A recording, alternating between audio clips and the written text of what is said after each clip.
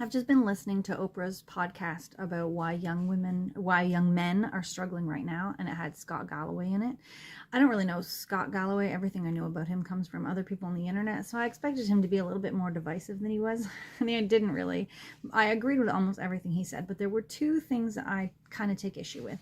One was he said toxic masculinity isn't a real thing, and that that's an oxymoron. That toxic is the opposite of the definition of masculinity. And I love that. I would love it if that was true.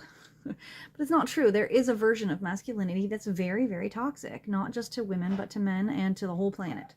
There is a version of masculinity that is toxic. And to pretend that that doesn't exist is kind of a problem. It would be nice to get to a world where it doesn't exist. That's a goal, but it is a real thing. And the other thing that I disagreed with was he said that there are three things that women look for in a man. One is he a provider? The other one is he's smart and funny or funny? And the third one is he kind? And I agree across the board. However, the idea of a woman is attracted to a man being a provider, it's not because I want him to provide for me.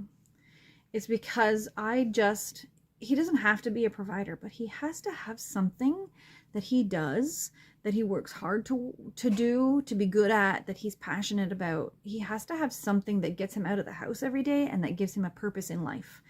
If a man doesn't have that, then that's kind of intolerable. But yeah, if money, to me anyways, I'm not motivated by money, so I can't speak for all women.